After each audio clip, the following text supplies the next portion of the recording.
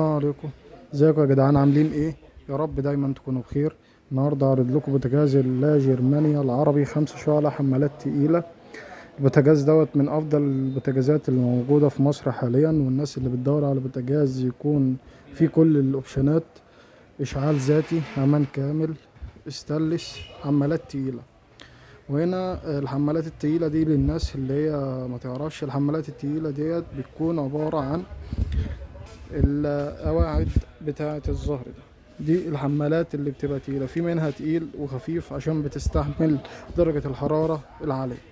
كمان البوتاجاز دوت ديجيتال، وكمان بتتحكم في درجة حرارة الفرن اذا كان لو عاوزها ميديان ولا تزود ولا تنقص من خلال هنا.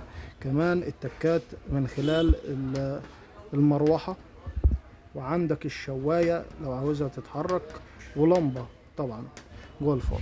كمان هو في ميزة ان انت ممكن تشغل زرار الشواية على درجة حرارة مع درجة حرارة الفرن. وطبعا الاشعال الذاتي ماشي، كل ما انت تشغل العين بتشغل الاشعال على طول. حجم الفرن ما شاء الله كبير، يعني لو عاوز فرن كبير موجود، يشيل زي ما انت عايز تشيل شيل. بسم الله، اللهم صل على النبي، كله صلى على النبي كده. ودي القواعد من جوه وكل حاجه.